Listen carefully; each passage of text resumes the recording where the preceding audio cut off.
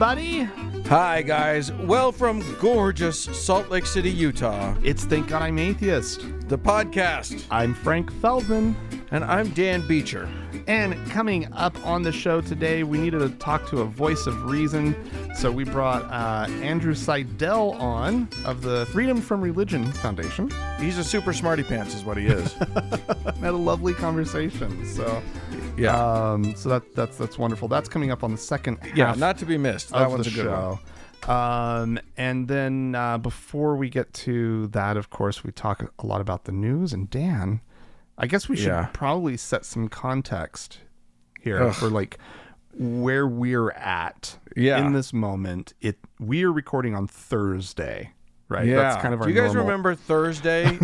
To you, it will feel like it was 6 months ago. Oh, golly. Yeah. But currently, we cannot talk about who won the presidential election here in these United States because... And I really hope that by Saturday, this is just resolved. It may not be. It may not Probably be. won't be. This could be a months-long thing. It just kind of depends on how things shake out in a few of the states here. Yeah. But hopefully we have a good sense of it. So if anything seems sort of like we don't know yet, it's because we don't know. Yeah, if we're missing anything from the show, just shut up. You know things we don't know. Yeah, we don't know yet. There's a guys. time problem here.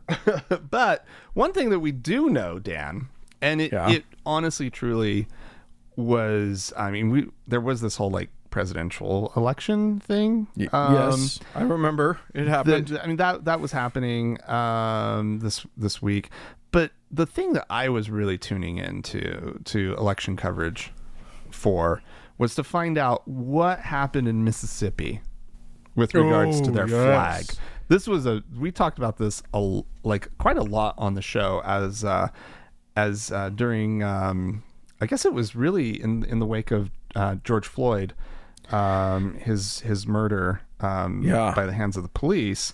It caused a discussion in Mississippi because of all the protests that were happening and the discussion around race that we've been having. It turns out racism is kind of bad. Yeah. And so somebody told Mississippi about it. The good folk down in Mississippi decided that it was time to maybe address the fact that their state flag was, the Confederate battle flag. The stars was adorned with a hate symbol. Yeah. Yes. And so they moved fairly quickly to remove the flag from state buildings. I guess maybe not as quickly as they could have or should have. Actually, they should have done this a long time ago. So there's that. But then they got it onto the ballot this year to approve a new design for the state flag. And they went through a little bit of a process. They actually had thousands of entries from they held a statewide contest to redesign the flag. Only two rules, as I recall. Yeah, it had to have the phrase "In God We Trust" on it. And I actually, what was the other rule? I don't remember the other rule. No Confederate flags. Oh, right. Yeah, the Confederate flag had to go away. Yeah, you gotta not have the Confederate flag, and you have to say Jesus on it. Yeah, which is really disappointing. But they went through a 9-person commission to kind of narrow down the choices. They picked a flag that features the state flower, and it actually is not horrible. It's actually not a bad-looking flag that they settled on. I would omit, obviously, the "In God We Trust." That is problematic. And then there's like a ring of stars. So it's a ring of stars and the phrase "In God We Trust" that's around this magnolia that's in the center of the flag. And to be honest, I would just omit that entire circle thing and just make the magnolia just slightly bigger. And I think they would have landed on a gorgeous design, or at least a very nice design. And But vexillologically, it's not bad. It's not bad. Yeah. It could be worse. It could be way worse. Salt Lake City just adopted a flag that I'm not a super big fan of. Yeah. But it follows all the vexillological rules. And but anyway, yeah, so and it passed by a pretty good margin, this whole thing, which I don't know if the thing was adopt a new flag or go back to the old one. I don't know that it was I don't know what would have happened if this thing had failed. But nonetheless, it was a lot. The large majority of the state approved it, and I think that's a really good sign for Mississippi. They were the last state to have the Confederates flag as part of their flag. Georgia got rid of their problematic flag in 2001. And so, yeah, it had been quite a while, Mississippi, but you got on the good side of this in one way, and then you fucked it up in another. So, yeah, well, that's a fight for another time, I guess. We'll work on that one. Yeah. To be honest, I'm so happy that the stars and bars are gone from their flag, that there's this I'm annoyed by the "In God We Trust," but it feels like, in God, it's like on our money, and it's like we just need to solve the problem across the board in this country with that phrase, and so it offends me far less than that fucking racist flag offended me. This is such a huge improvement, like so much better. Yeah. So I'm down with it. I'm not going to be mad about it. I'm slightly mad about it, but I mean, nobody's driving past it and thinking about their relatives being lynched or whatever. So as far as I'm concerned, that's an improvement. Vast improvement. Yeah, there you go. I'm going to talk a little bit about. We'll talk later in the show with Andrew Seidel about the Supreme Court, our current Supreme Court, which now that Amy Coney Barrett is a member of, is basically a theological nightmare. Yeah. It's majority Catholic and majority people who think that they should put their faith above the law. Yeah. Which is ugly. And one of the first things that we've gotten to see this court look at is a case called Fulton versus Philadelphia. Fulton versus Philadelphia. And this is a case which basically is going to go badly. The crux of the case is that a group called Catholic Social Services, which does adoptions, basically didn't want to give children to gay couples. Right. They are ugly like that. And so the city of Philadelphia said, we're going to stop funding you then, because we don't like when you're discriminatory. Right. And they said, but we do like when we're discriminatory, and now you're discriminating against us for discriminating. And that's what's going to hit. That's what hit the court this week. We won't have a ruling for a little minute, but it's not going to be good. As Andrew Seidel told us off the air, there's Amy Coney Barrett managed to bring up abortion in a case about adoption. Jesus. How the fuck did she do that? I'm pretty sure that she's really good, right? Yeah. That's how she did it. I'm pretty sure that the only way she can orgasm at this point is to say the word adoption, or abortion rather, when right at the moment. She's gunning for it is what we're saying. Anyway, so God damn. That's a fun little thing. We will watch it play out, but fully expect that with 66% of our justices being conservative Catholics, it's not going to be good. So you're saying I should go adopt right now? I'm saying, yeah, they're.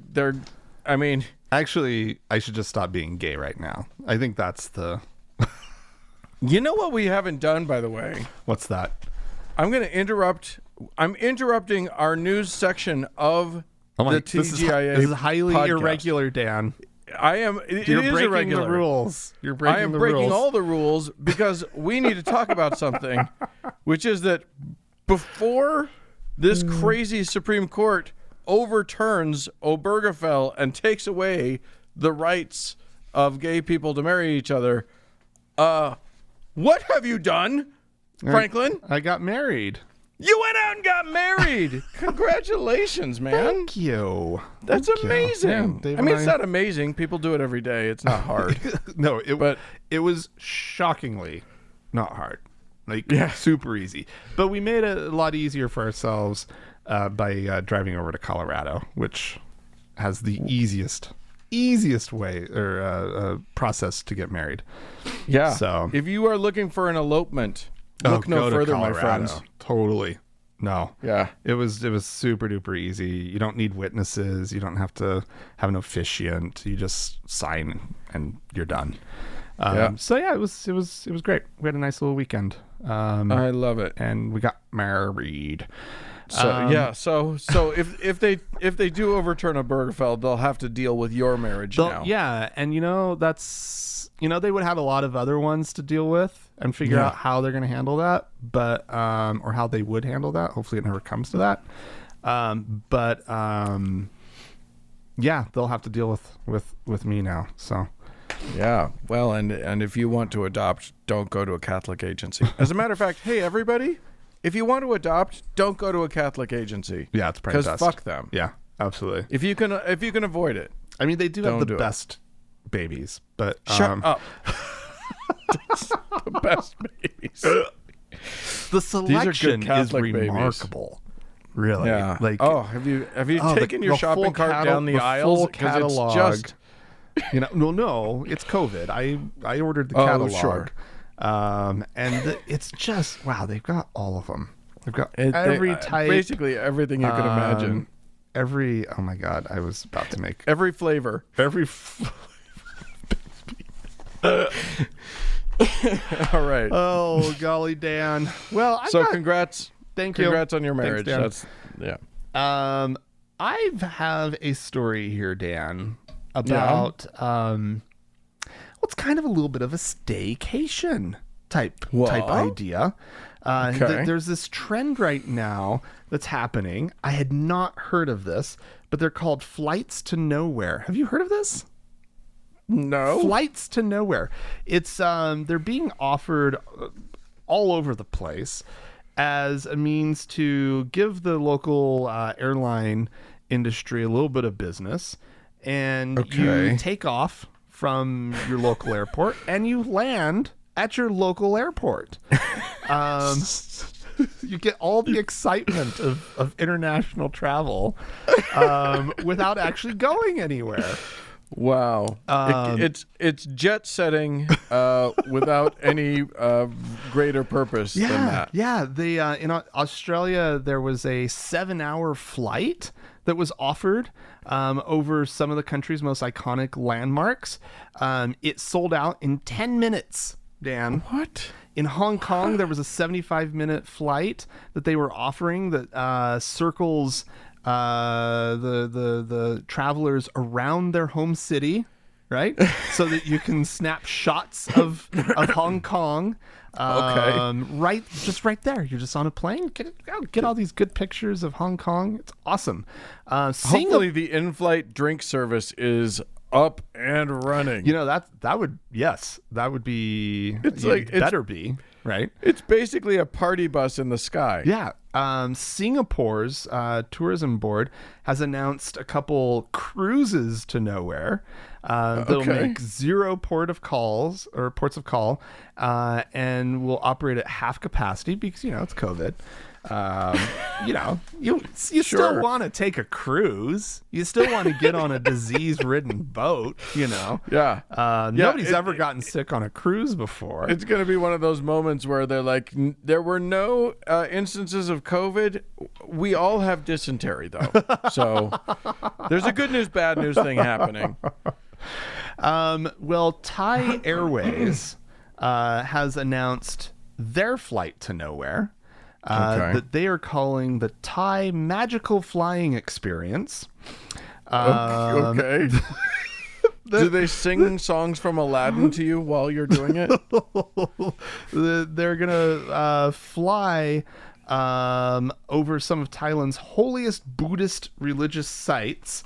And passengers will be reciting mantras all along the way. Oh my God. They have employed the services of Dr. Chada Ching Buchan, who's a celebrity fortune teller. And wow. And he's going to be leading the in-flight chanting. And you thought sitting next to a toddler sucked. It's going to be a 3-hour flight. They're going to cover 99 sacred sites. They list off a handful of them, and I'm just like, I don't know what any of those are. I mean, maybe some of our listeners would. There's some UNESCO sort of World Heritage sites on the list. You've seen pictures of Thailand, or you've been there. You've probably, seen a picture of some of these things. It doesn't feel like 35,000 feet is like the optimal viewing distance. No. They are, what do they call it when you buzz the airfield or whatever? No, they're flying below the flight deck, huh? They're flying low on this ship. Okay. Negative Ghost Rider, the pattern is full.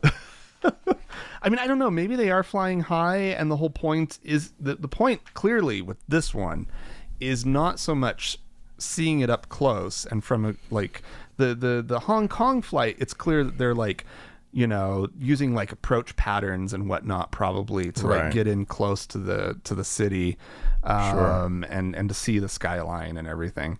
With this, I think the point is to be over these sites while chanting. Because that's how the magic happens. Because it's the magical flying experience. They literally they're calling it magic. It's so my gosh. insane. I mean, I guess it's something to do. Sure. If you're into such things. Just trap yourself in a tube with a bunch of other possibly infected people. I don't know. I will say this. I once took a sightseeing plane ride over Canyonlands National Park here in Utah. Yeah. It's the best way to see that park for sure. Yeah, but you weren't in a 747, right? No, that's true. Or some giant Airbus 3s, whatever, No. That's crazy. Yeah, you're that's a much better tourism flight. That's designed for that purpose. Yeah. Definitely was not okay. Well, have fun, everybody. Go fly to your own house. This is a less fun story. I'm going to take us to Michigan in the Grand Rapids area where, unfortunately, election day was, I mean, look, I don't know about everybody else. I was expecting atrocities on this election day and throughout this election season, and I haven't been disappointed. They've been out there. People been getting all shook up. I'm really glad actually that the election results are being drawn out, because if they had been announced night of, there would have been riots, I'm sure. Yeah. But a long, drawn-out process, it's harder to get real riled up about. But apparently, in anticipation of election night, some assholes decided that they would go to the Ahavas Israel Cemetery. Oh, God. I only had to take 3 runs at it. In order to vandalize headstones with the word Trump and MAGA in red spray paint. Wow. So Wow. if there was that's a good look. That's a great look for them, you know. Yeah, exactly. I considered trying to trick you and say that the story was about some leftists writing, spray painting Biden on somebody's grave sites, but I didn't think, it's just to see if you'd believe it, but it doesn't sound anywhere near as believable as Trump being spray painted on religious headstones. Yeah. Which says something. Yeah, I'm not going to say what it says, but it says something. Why don't you say what it says? Oh, that Trump supporters are bigoted assholes? There you go. It does. It definitely says that. Or at least aligned with bigoted assholes. Right. Yeah, exactly. Yeah. You may not be or think of yourself, if you're a Trump supporter, as a bigot or as a as a horrible, racist, awful person. But guess what side you chose? That's the one. Yep. Anyway, so once again they decided to prove to the world who they are, and that's a surprise to almost zero people. But it's still wildly disappointing. Yeah. Well, Dan, Yeah, I don't know if this will lift everybody's spirits or not. Okay. But last week we had a guest on the show, Andrew Gold, and we spoke about exorcisms, right? Sure. And one of the things that I believe I remember coming up in the conversation was the fact that exorcisms are on the rise, right? That this is a new hot trend, right? Oh, you gotta love it. That is just sweeping the world, really. It's gonna save the world.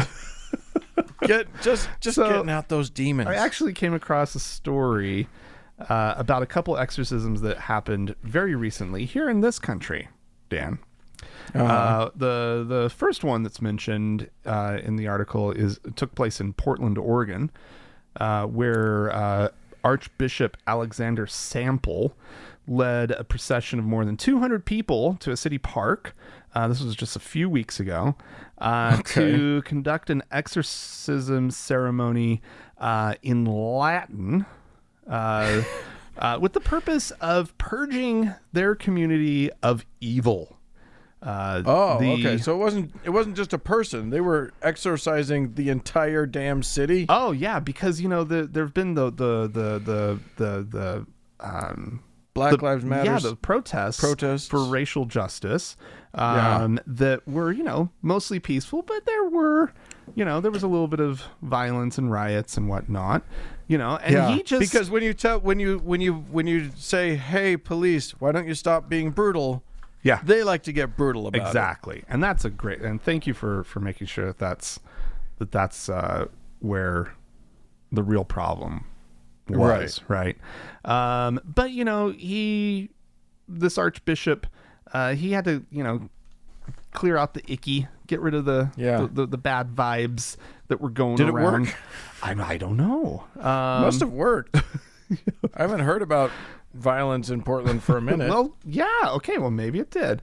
And coincidentally, on the very same day, San Francisco Archbishop Salvatore Cordileone performed an exorcism outside of a Catholic church in San Rafael, where protesters had toppled a statue of Father Junipero Serra, or Junipero Serra, who I had to look up. I didn't know who he was. Apparently he was an 18th century Spanish missionary who, of course, the Catholics love because he converted a lot of people, but those people were Native Americans and they were probably forced to do so. Yeah, and by converted, I'm pretty sure you mean enslaved and entrapped. Yeah. And Cordileone also performed his exorcism in Latin, saying that the reason for that was because Latin tends to be more effective against the devil,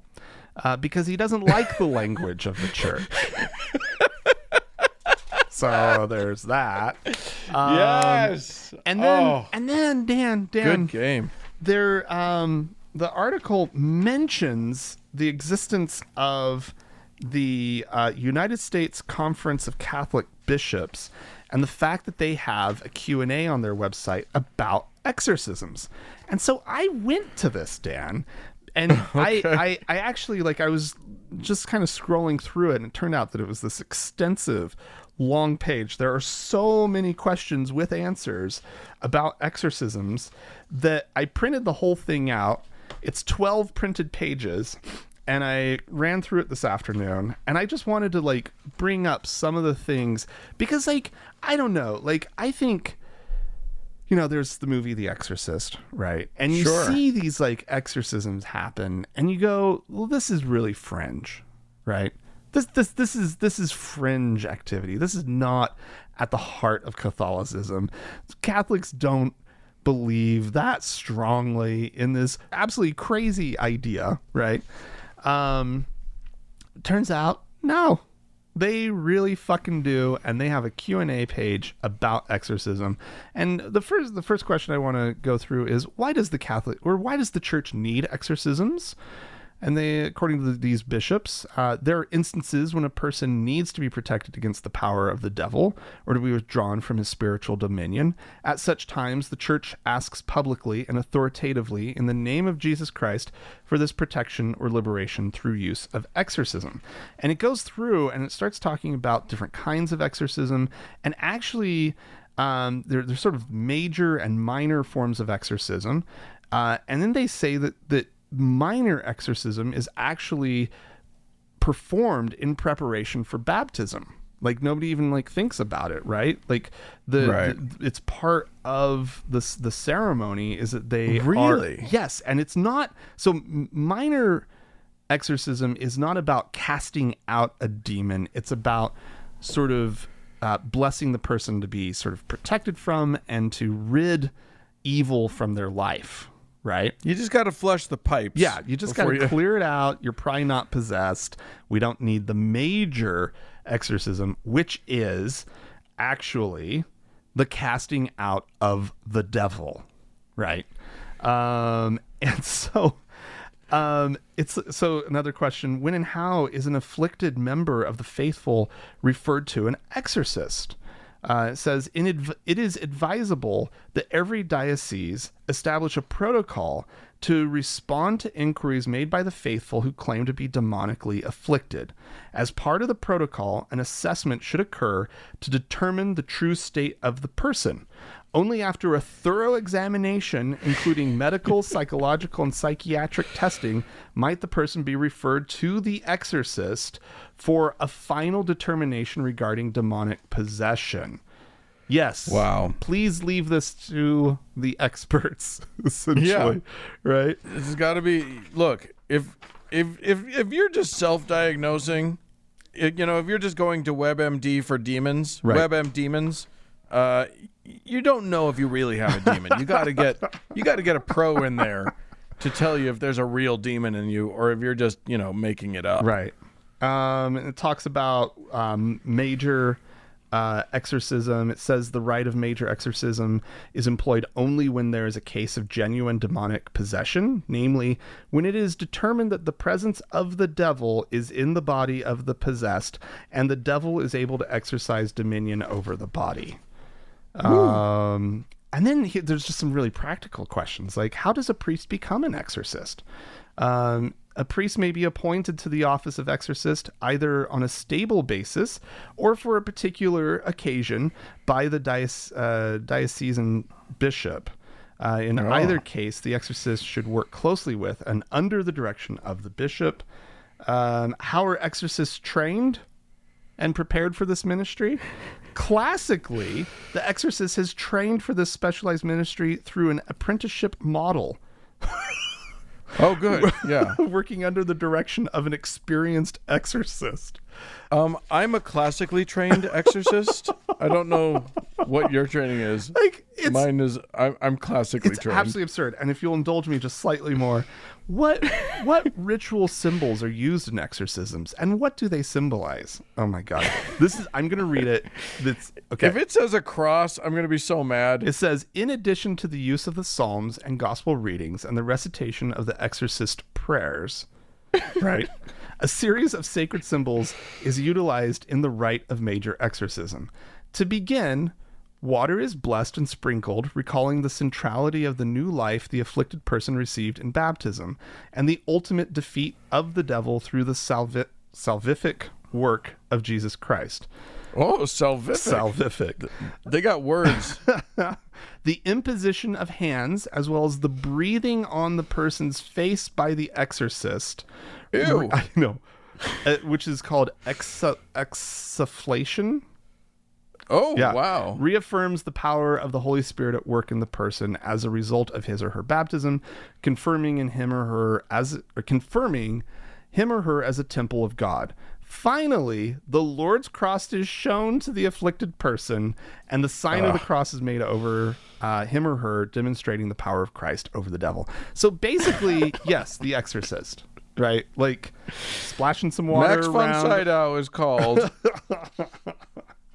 And then like it just goes on and on and on. Like, this is no small issue, right? Like, okay, it's not happening all the time. It's not like it's a ritual that every Catholic has seen performed. It's not happening all the time here. Right. It's happening all the time in other parts of the world. I guess that's true. And then one last question. I love this. Should other members of the faithful be present when an exorcism is performed? And it says, this text strongly recommends against the exorcist working in isolation. Even though in rare instances this may be unavoidable, the practice of performing an exorcism in solitude should be discouraged at all costs. Yeah, because anytime a priest is alone in a room with a person, there's a problem. There's other dangers. It could go badly. Priests cannot be unsupervised. That should be a rule. Oh my God. All right. Well, somebody should exorcise the demons out of this show, but I don't know who to call. All right. I'm gonna close this out with an opportunity. I'm gonna call it an opportunity for Schadenfreude. Oh. Now, if you folks out there are not pros as we are at taking delight in the misery and sadness of others, I really can't recommend it enough. Do it ethically, do it kindly, but I'm going to tell us the story of Irvin Baxter. Okay. Who he's been a minister for a long damn time, and very much a sort of end times preacher, and he gave us a really good explanation on the Jim Bakker show about why COVID was here, and basically his explanation is that God was real mad that people be fucking. He went into some stats. He dug into some stats and discovered that 7.5 million couples, that means 15 million people, are living together unmarried in these United States. Oh no. Just here. And he learned, and he really hoped that this was not true, that only 5% of new brides in America are virgins. Oh. So sad. Oh, that is sad. He obviously didn't care about husbands because boys don't count. So fornication was his big reason why God had unleashed this virus on our land. Apparently not noticing that the rest of the world also got the virus. Anyway, recently it was announced that he was infected with this virus. Oh. And unfortunately, being a 75-year-old fat guy, he has succumbed to the disease. Oh. So, I guess, I mean, unless God's aim is really off, Which it always is. homeboy was fornicating, right? Isn't that the conclusion? Because here's the thing, God desperately needs to work on his messaging. I mean, if you're mad about sex, send an STD or something. Don't send a disease that's going to kill your grandma. Yeah. You send a disease that's killing the young folks who are out there fucking. God works in mysterious ways, Dan. Yes. And unfortunately, we have one fewer pastors to tell us all about it. God. I thought you were going to bring up Rick Joyner. What about Rick Joyner? Well, he said that, all you have to do is pray and you won't get COVID, and then he got COVID. I didn't know Rick Joyner got COVID. Yeah, when you sort of, because listeners don't know this, we don't really tell each other too much about what we're going to be talking about, right? No. And so when you just gave me the little quick line to kind of like tease it for me to make sure I didn't have the same story or something similar, I thought you were going to be bringing up Rick Joyner. Oh, I'm so happy that Rick Joyner has it. Oh, we've played his audio quite a bit on the show. If you don't recognize the name, yeah, but he's a real treat. Yeah, he's yeah. So suddenly I'm feeling much better about the spikes in COVID activity. So you guys, all of you listeners at home, don't be part of keep this. yourselves safe. Yeah. It is getting so bad, especially here in the United States. No kidding. So wear your masks. Don't go out if you don't have to. I know. Keep yourself safe so that the only people we're reporting on are these Christian assholes. Yeah, the ding-dongs who just refuse. Yeah, I know. If you'd like to talk to us, if you want to chide me for taking pleasure in the death of other people, you can do that. You can write into us, podcast@thankgodimatheist.com. Or call and leave us a voicemail message. The telephone number is 424-666-8442. Stick around, guys. There is more show coming right up. Yeehaw!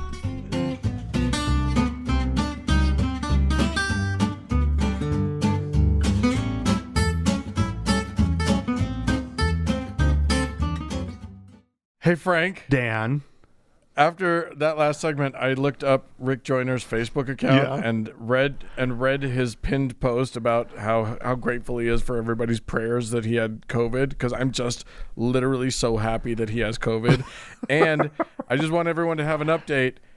It's really hurting him. Is it? He feels awful, and I couldn't be happier. I am a terrible person. Wow, I know. But yeah, he... Apparently, a few days ago, walking across the room was like climbing Mount Everest, he said. Oh, my God. And he's an older guy.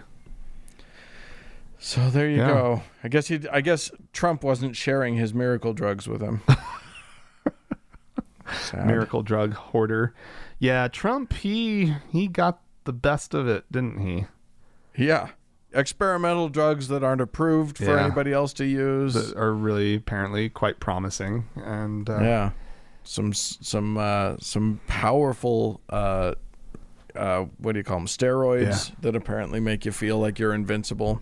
He probably took some serious risks in that treatment, right? But unfortunately they didn't pan out in the way we would have hoped. Oh, golly. Well, Dan, we need to listen to some audio here, right? We have some little break or audio break that we need to sound clippies. Yeah. So we look, Frank, one of Trump's most trusted spiritual advisors, at least if you ask her, is Paula White. And she has been really trying to battle the demons of the country to make sure that Trump remains in power. Yeah. And I'm going to play this clip. There were a couple clips we had to choose between. And what I want you to imagine as you listen to her in her insanity as she talks is, and because this is true, there's just a dude walking behind her every now and then, holding a book He's just in t-shirt and jeans. No, and not even jeans, Dan. He's like in shorts. Like it's seriously. Oh, he's in shorts. It's like he was like playing shorts. video games all morning and then decided to get up and walk around. Like it's like he's her. It's like she's his mom and she's doing her Zoom call into work, and he's not even paying attention, and he's just going back and forth to the kitchen to get more Cocoa Puffs. Yeah, it's except that she's amazing at the podium of a church, right? Yeah. She is at the podium of a very big church, and he is just wandering occasionally back and forth behind her. Anyway, we'll play the audio, but we just need you to picture that while this is happening.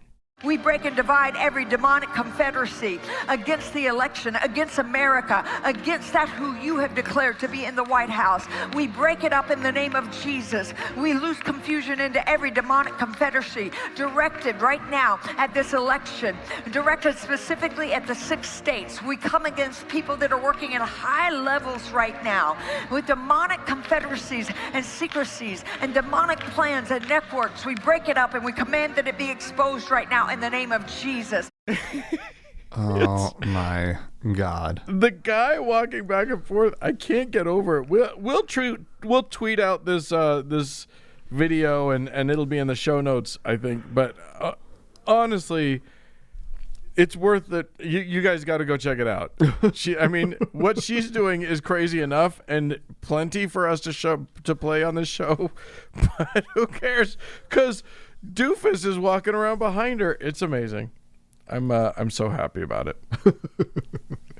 All right. Well, we had some folks write into us. I will commence to reading them. Excellent. They're missives now. This is from Kathleen. Hi, Frank and Dan. Regarding your recent comments about atheists in leadership roles, I just wanted to mention Ernie Chambers, who is an openly atheist member of the Nebraska state legislature. Nebraska is one of only 2 states that has split electoral votes. Oh, we know, Kathleen. We are intimately aware of Nebraska's electoral votes. And very thankful. Yeah. As I write this, she continues, we are still awaiting the final electoral tally. One of Nebraska's electoral votes has gone to Joe Biden. Yep. Nebraska Republicans attempted to do away with the state's split electoral vote system a few years back, but Ernie Chambers was instrumental in keeping it. Chambers is an eccentric and fascinating character. Years ago, he even filed a lawsuit against God. Nice. If you ever have space on your show, I think Chambers is worth a mention. Well, there you go. We mentioned it. So thanks, Kathleen, for writing in. That's kind of amazing. Taylor wrote into us, hello, darling Frank and dear Dan. Aww. I was listening to your spooky Halloween episode this morning and was struck by Frank's first story about witches on the rise in the U.S. Oh, yeah. I am 25 and a woman living in Salt Lake City, and I've noticed quite a few women in my age group turning over to Wicca, or at least being, quote, witchy bitchy, real quote. My bestie grew up Jewish, but gave it up a year or 2 ago. We never explicitly talked about our beliefs, but she did mention dropping the whole kosher thing and nixing the extra holidays with her folks. I honestly thought she was an atheist until I realized until recently when she bought a tarot deck. She has done a few readings for me, and I find it fun in the same way that I find horoscopes and fortunes from Shinto shrines fun. You know, without thinking too hard about it, and maybe with a little blasphemy in my heart. But today she told me she has performed a spell to protect me during a minor surgery I'm having tomorrow, and that she thinks protection from the gods can't hurt anything. She also told me how her friend thinks one of the Wiccan gods brought her spouse to her through divine intervention thanks to a spell she had cast as well. My friend refers to herself and her sister as witchy sisters, but I always thought she was just messing around. Sounds like witches be cray in Utah. Yeah. And I just traded my passively Jewish friend for a preachy Wicca one. It honestly feels like having a Mormon friend, except the thoughts and prayers. Except instead of thoughts and prayers, it's spells and smudging. Love you guys, Taylor. Oh, smudging. No. Oh, golly. There are worse things in the world than smudging. I cannot stand the smell of burnt sage. Oh, that's right. I just hate it. I forgot that you hate that smell. I don't mind the smell at all. I think it's ridiculous. But yeah. That's funny. That'll happen. Yeah. Did I tell you about the conversation I had? I went into there's a store, a witchy store here in Salt Lake City called, I think it's called Crone's Hollow or something like that. Yeah. Yeah, I know where that's at. Yeah. And I went in there just to check it out a little while ago, and overheard the store, I assume the owner, talking to a patron about how about smudging. Oh, yeah. And about how people just don't understand that, like, that is just the nuclear option. You don't want to smudge. It just clears everything out. Good spirits and bad. You don't want to just smudge everything because I just thought it was a fun little combo. That's great. All right, this is from Lindsay. Lindsay writes, "Hey guys, I wanted to let y'all know that here in Alabama, us gay atheists have taken trunk or treat. Though we didn't do it this year because of COVID, we use it as an opportunity to allow kids to dress as they want without judgment. We may be sheltering them from the rest of the hatred here. It's okay to allow them to be kids a little bit longer." Okay, I'm with you, Lindsay. I like the idea of like a gay trunk or treat where you like the kids can be whatever they want to be without other parents like getting judgy about it and making them feel bad. Cute. Did we say something about trunk or treat? Like, I don't know. I did. I hate trunk or treat. I think it's evil. what? I think it ruins the whole holiday. Aww. So probably I did say something about it. But with a purpose like that, I think that's great. Yeah. Yeah. No, yeah. I'm going to give that one a total pass, right? Because kids need to be able to like not fret if they want to gender bend a little bit, or if they want to just have some fun with the holiday without people being dicks. So, all right, I'm going to give it a pass. Well, do we have anybody to thank? We do, Dan. We have a new patron on Patreon who is coming in at the teacher level, Dan. Wonderful. Paul. Oh, Paul. Welcome. Blessed be Thank you, Paul.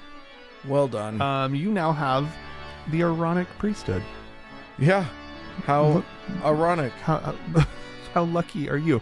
And what Paul did that everybody could do if they wanted to, he went on over to thankgodimatheist.com, clicked on the support tab, and followed all over to Patreon and our campaign. So that's wonderful. Thank you so much, Paul. It's easy to do. It's so simple. If you like the show, why not? Yeah. You've got all that extra cash lying around. Just give some of it to us. It doesn't hurt. I mean, unless it does, in which case, don't worry. This show's free. Yeah. You're cool. And then, as always, we have our top donor, our Lord and Savior, Davis. Amazing. Thanks, guys. Thanks.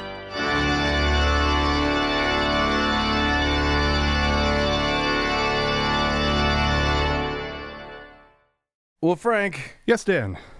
I know that we haven't been mentioning it the whole episode, but there has been there's an election, and we still don't know the results. Yeah. And yeah. Well, yeah. Go ahead. I was just going to say, we are a couple days prior, or we're recording a couple days before the listeners know will the hear answers. Show. Yeah. Hopefully they know answers. But another person who doesn't currently know the answers but has a lot of other answers is one Mr. Andrew Seidel from the FFRF, one of our favorite organizations, the Freedom from Religion Foundation. Andrew, welcome back to the show. Thank you so much for having me on, gentlemen. Always a pleasure. Yeah. You are a constitutional lawyer. Mm-hmm. You are an author. Mm-hmm. You're a man of the world, and we needed to have you on here. We want to talk to you about a whole lot of different things. Okay. First off, you're in Wisconsin. You guys pulled it out. You managed in a squeaker. You managed to turn the state blue. Well done there. Yeah, the beating heart of democracy up here in Wisconsin. It was it's been interesting. I drove up kind of north in the state out into the country to go camping a couple weekends ago, right after the Amy Coney Barrett fiasco finished, and get like a little bit of a break. And I was blown away by how many Trump signs there were up there. So I knew it was going to be closer than the double-digit polls were suggesting, because anecdotal evidence obviously is more important than data. These days polls don't mean anything more than anecdotes. I meant that as a joke, but it turns out it's true. Yeah. Good Lord. Let's talk a little bit first of all about you mentioned the Amy Coney Barrett thing. Mm-hmm. The Supreme Court is now peopled with a whole lot of Catholics. Yes. One with a very special, that added special sauce of her own little cult that she's a part of. What are your thoughts? Are things? Everybody seems to be doomsaying we're all going to go backwards. Everybody's rights are going to be taken away. Where are you at? I mean, that's accurate. Oh God. This is not a fair court. This is not an impartial court. This is a Catholic court. This is a Republican court. 3 of the justices on this court were on the team that litigated Bush versus Gore. Barrett, Kavanaugh, and Roberts. Alito is more conservative than all of them. Thomas is also more conservative than all of them, and more conservative than Alito. And his wife is a crazy conservative who posts Soros memes on her Facebook. Gorsuch sits in a seat that was stolen for political reasons. So, I mean, this court doesn't have a legitimacy problem. This court is illegitimate. It's a wing of the Republican Party, and it's making decisions like it. Kavanaugh, sit with this. Just Kavanaugh. Brett Kavanaugh is the median justice in terms of ideology on the Supreme Court right now. Jesus Christ! Wow. I thought Halloween was over, but now you're spooking me. That's a scary thought right there. Yeah, I mean, and the lower courts are as bad. I mean, this is something that really everybody needs to understand. Our courts are broken. They're fucked, and we have to unfuck the courts. Yeah, how does that work? How is there a path to doing that? Well, it's a much narrower, much more difficult path after this election. I mean, really, you need a president and Senate to be able to agree to do that, and I don't think with the outcome of this election that we're going to see that. It looks like it might hinge on 2 Georgia special elections, which, as we are talking, looks like there are going to be 2 special elections there. And so you could get a 50-50 tie with Kamala Harris then breaking the tie, which would give you the opportunity to do that. You have to be bold about going and really striking out for serious judicial reform. Is the answer just putting 20 or 30 more people on the Supreme Court? Is that I mean, how we do it? You joke about that. I think that is the way to. I think the entire federal judiciary should double in size, and that honestly that need to happen before this. There's been a reluctance to expand the courts because for political reasons, and now McConnell and Trump have packed the courts.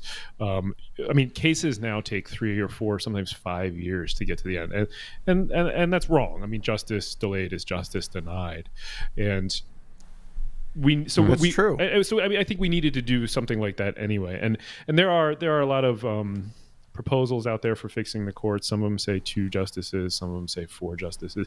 I think there needs to be, and I hesitate to use the word punitive to describe what needs to happen, but right now McConnell stopped everything to help pack the courts. I mean, he stopped everything in the last 2 years of Obama's administration, held everything open, and then packed it with Trump. And I mean, they didn't pass COVID relief. So they didn't pass the second COVID relief package because they were too busy spending their political capital jamming Amy Coney Barrett on the court. And so there needs to be future generations of lawmakers and legislators need to understand that doesn't pay, that you don't get to do that and risk the American public and our health and our safety and have the result come out the way you want. So I think in fairness, though, I will say this: in fairness to McConnell, if you dramatically shrink the population, then it won't take as much time to get through the court system. This is true. I don't know if that's where his head's at, but you're absolutely you can't argue with that logic. I mean, so to me, I mean that's just one small reason to do that. Another reason is since 2006. I mean, every court case on anything that people might call like a culture war type issue has been directed at one justice. So it was Anthony Kennedy first, and then Justice John Roberts lately until Barrett was put on the court. And I mean, that's wrong, right? Like, it shouldn't be that you know how those are going to come out. So, I mean, I'm all for having a court with 21 people on it. Who cares? There's no reason to have it limited to a small number of people. And if you want to say, well, then you're just opening this up for like a tit for tat, and then when the Republicans gain power, they're going to do it. Fine. Let them add another 15 to the court, and everybody's power is diluted even more. Who cares? What does it matter? There's no special significance in having 9 or 11 or 13 members on the court. Let's put as many on there as we can. Let me pitch this. I don't think I've ever heard anybody pitching this idea. How about this? 2 people on the court. You shrink it. It's just Sotomayor and Kagan, and that's it. I mean, I'm all for that. Sotomayor is fantastic. So the problem with that, and the problem with the term limit solutions, is in the Constitution itself. So Article 1 of the Constitution is Congress, and that's most of the document. 52% of the words in the document are Congress. Article 2 is the executive, the presidency. About 23% of the words in the document are dealing with that. So that's 3/4 of the document right there are those two. The judiciary is Article 3, and only about 8% of the words in the entire document deal with what the federal judiciary is and should look like.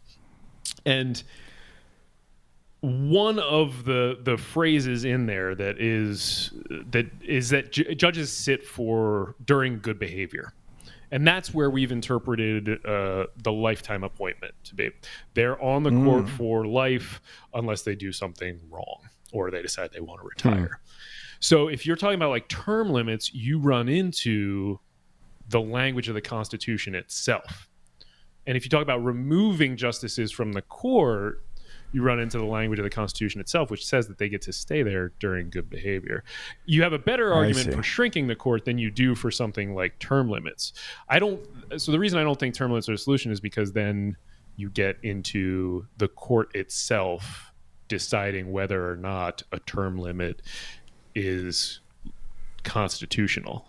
And they're not going to say, yes, it's constitutional. We all of a sudden now don't have jobs. And like lifetime appointments are actually a good idea. Are they? They are. I don't think I've heard people making that claim before. Tell me, hit me with that. They're a good idea because it guarantees the independence of the judiciary, and it insulates them in a way that you wouldn't otherwise see. I mean, imagine if you knew you were going to sit on the court for 10 years, and there's a decision like Bush versus Gore or Trump versus Biden that's going to come up before you. You might be relying on getting a job when you leave on the outcome of that opinion. And this is why it was structured that way when in the founding document. It's meant to be a check and a balance. It's meant to be a measure of judicial independence. The problem isn't that it's lifetime appointments. It's that we're putting people on the court who are babies in terms of their judicial experience, who are 42, 44, 48 years old, and then they're on the court for 40 years because we're also living so much longer. Right.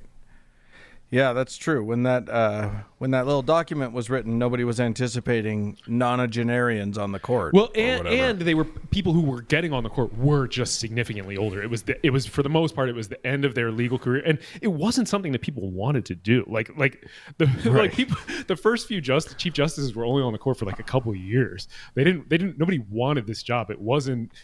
The court didn't have really until our third Chief Justice, John Marshall, sort of asserted the power of the court in Marbury versus Madison. This wasn't a role that people thought was valuable or contributed that much to the running of the government. Different times. I mean, it's like you've studied this Constitution thing a little bit, is what it sounds. A little like. bit, yeah, just a touch. I speaking of that, I want to talk about your book. We wanted to have you on when it very first came out. It didn't work out because you, I don't know, got super fucking busy. But tell us about your book. It's been you've at least made waves among the conservative Christian community. You've been burned. Yes, I've literally been burned, made flames, I think might be a better way to say it. That's pretty exciting. Yeah, so what was his name? I can never remember his name. Greg Locke, is that the one? Yes, Greg Locke, who's this crazy conservative Trumpian preacher out of Tennessee. He and I got into it a little bit on Twitter about the Freedom from Religion Foundation's Ronald Reagan ad that runs on TV. Oh, right. And I don't remember how it exactly had happened, but I ended up saying, like, well, I'll send you a copy of my book. And I wrote him a little inscription in the front of it. It was meant to be cheeky, but it was also meant to be sincere. And I sent him a copy, and he posted a video. He got out a blowtorch and posted a video of him self-lighting it on fire. I love it. And he obviously didn't read the book. He did read the description on camera, which that was something. Well, okay, so I don't want to hear Greg Locke describe your book, but why don't you describe your book? Yeah, I mean, this is the founding myth, why Christian nationalism is un-American. Exactly. And I mean, the question that I'm asking really is, do we have a government of the people, for the people, and by the people? Or is ours a government of the Christians, for the Christians, and by the Christians? Because that's and by Jesus. By Jesus. I mean, this is the battle that we are in right now. America is in a desperate fight against Christian nationalism, and it's this political theology that is it's an existential threat to our republic. So that's why I wrote the founding myth, and I really wanted to do something different with the book. I wanted to go someplace new. Because Christian nationalism, the idea, right, that we're founded as a Christian nation, that we're built on Judeo-Christian principles, that's not a scholarly debate, and that's the way it's been treated. That's true. I have seen that come up in zones that it definitely doesn't belong. I've seen that claim be made in academia where it shouldn't be taken seriously. No, and I mean, it really is. It's not just the idea that we've strayed from our foundations and we have to get back to our godly roots. It's a sinister exclusionary movement. And the goal is to redefine America according to the Christian nationalist identity and then to reshape our law accordingly. And Christian nationalism is the reason that Donald Trump is president. I mean, the best predictor of a Trump voter in 2016 was thinking that the United States was founded as a Christian nation.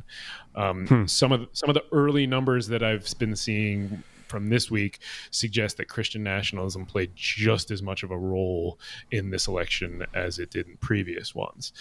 So what I wanted to do in the book was really assault and destroy this identity, because it's built on these common lies and myths that we and you and everybody listening to this has heard time after time after time, that we're one nation under God. In God we trust. The Declaration of Independence, it references the Christian God 4 times. That the founders were all evangelical Christians. That they prayed at the Constitutional Convention. That George Washington knelt in the snow at Valley Forge and prayed, and that all of our laws are based on the 10 Commandments. Right? All of those are wrong. But what? I know, it's crazy. How dare you? I know. But without that commonwealth of lies and myths, their identity begins to wither and fade. And so that was really what I wanted to do in the book. I didn't want to simply, I didn't want to just another refutation of the idea that we're founded as a Christian nation. I wanted to go deeper.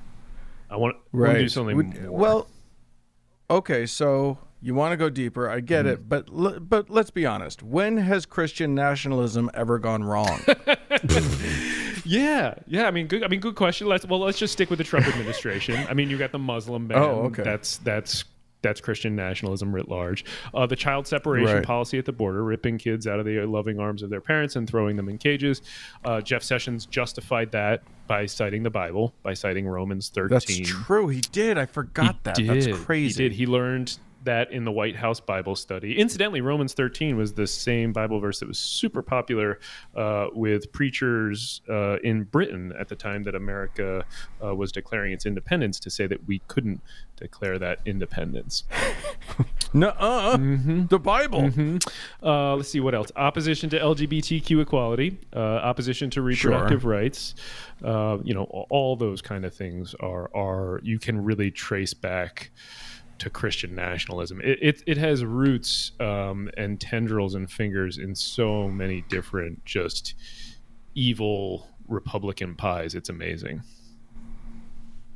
Yeah, it's like nobody noticed that Hitler's belt buckles said "Gott mit uns." You know what I mean? God is with us. It's like nobody paid attention to the last time someone went full Christian nationalist. Yeah. And like hate stoking the way it doesn't go great when people do that. No, it doesn't. And this is so I mean that kind of gets to the heart of the book, right? Like, so I guess the central question I asked really is, did Judeo-Christian principles positively influence the founding of the United States? And the answer is no, they didn't. We weren't founded on Judeo-Christian principles, and it's actually a good thing, because those principles, and especially ones that are central to Christian nationalism, they're thoroughly opposed to the principles on which the United States was built. So I mean, so that's the heart of the argument. I argue that the two systems, that the founding American values and the values of Christianity and Judeo-Christianity, they differ and conflict to such a degree that, to put it bluntly, Christianity is un-American. So that's the argument that I make. It's a new argument. It's not one that people have heard. America will never be a Christian nation, because the moment it becomes a Christian nation, it will cease to be America. Yeah, I mean, it seems, okay, from our perspective, that seems obvious. It seems like the whole point of America was a government that is secular so that everyone can practice whatever religion they want or need to practice. I mean, that seems pretty obvious from, I don't know, the language of the founding documents, the writings of the people who crafted them, all of that sort of thing. How are people justifying this I mean, obviously David Barton is one of our country's great historians, but it does seem like I don't get how they're justifying their position. Well, are they just lying? Yeah, I mean, a big chunk of it is bad history, and also a big chunk of it is that our side has never done a good job of pushing back on it. So like previous books written about whether or not we're a Christian nation, they've offered this gentle correction to the Christian nationalists. Guys, this is what history actually tells us. Here's what the founding fathers actually meant, and here's what they actually said. But they've kind of left it at that. Right. And unfortunately, that's not enough, right? Like, facts, this is sad to say, are not enough. Otherwise, we wouldn't have a President Trump, right? So pointing out errors is insufficient. So this book does that, but then I also went on the offensive. This book is an assault on the Christian nationalist identity. Not only are the Christian nationalists wrong, their beliefs and identity run counter to the ideals on which this nation was founded. They are fundamentally un-American. Well, if there's any time in history that we could see that, it's looking at a bunch of people today, as in the day that we're recording this, marching around with signs that say or chanting "Stop the vote." Yeah, it's unreal. Like, and count the vote, right? Like, it depends on depending on where you are. Like, how can you think that you're being a good American if your whole goal is, if this doesn't go my way, silence the rest of the Americans? Yeah, no, I mean, there's no way to square that. It is a naked power grab. Oh, well, I feel better. about my country. I mean, look, there are reasons. You know, you touched on this just a minute ago. Like, a lot of what is in the Constitution, there's a lot of bad stuff in the Constitution. The Electoral College, for one, which we're seeing the results of right now. Like, there's a 4 million vote gap between the front runner and the second place finisher in the presidential election, and we're all still wondering, gee, is the guy with 4 million more votes going to win or not? I don't know. Right. I mean, and that's a relic of slavery. I mean, there's this devil's bargain that was made in the Constitution with slavery, but there's a few things in there that are really impressive, and they tend to be the things that are our secular heritage, right? So Christian nationalists have persuaded too many Americans to abandon our heritage, to spurn those secular foundations in favor of their myth. But America invented the separation of state and church. That is an American original. So, I mean, the idea was born in the Enlightenment, but it was first implemented in the American experiment. I hate to call you on this, but the phrase separation of church and state never appears in the Constitution. You're wrong. Checkmate. I win. Yeah, I know. That's not something I've ever heard before, though. But I mean, oh my gosh. I mean, and to take another example too, right? Like, we the people. That was a first. Those words are poetic, but they mean so much more. This was the first time in human history where the power to govern was situated in people from the bottom up, not from the top down, not from a deity saying this person is the chosen one who's going to govern all of you. Instead, we get to choose who's going to govern us. I mean, and those two things those are that's our secular heritage, and they stem from the secularism imbued in that document. The same thing with the religious test clause that's in Article 6, banning religious tests for public office. That was a first. And these are the things that were the true American contribution to humanity and political science, and all of them are about the secular character of our government. First Constitution, not to mention a God at all. Yeah, amazing. Well, Andrew Seidel, thank you so much for coming on the show. People can just get your book sort of wherever you get books. Am I right? Yeah, wherever you get books. Bookshop.org is a great place if you want to support your local independent bookstores. If people want a signed copy, since I'm not able to be out on tour, if you order it through ffrf.org, through the FFRF website, you can just leave a little note in the checkout and say you want a signed copy, and I'll sign it, and it'll get sent to you. That's awesome. Yeah. Wow. That's great. Yeah, definitely go out and check. This thing is legit, folks. I mean, we're talking 4.5 stars on Goodreads. This is a good book. This isn't one of those crappy books that we're always pitching to people. So get out there and buy this book. Support your local constitutional lawyer. And thanks so much for coming on, Andrew. We appreciate it. It was my pleasure, gents. Thank you.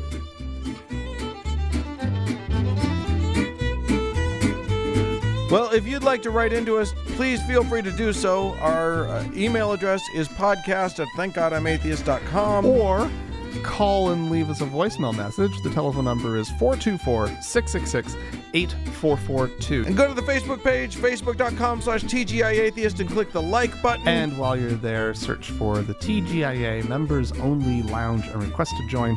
It is a closed group, but we will let you in. Also, find us on Twitter at TGIAtheist. And if you like what you hear here on the show, please think about supporting us. You can do so by going to thankgodimatheist.com and clicking on the support tab. Yeah, that'd be a nice thing to do. Hey, thanks so much to the Red Rock Hot Club for the use of their music. And a big thanks to Gordon Johnston for the use of his music. And thanks to all of you for tuning in. Bye-bye.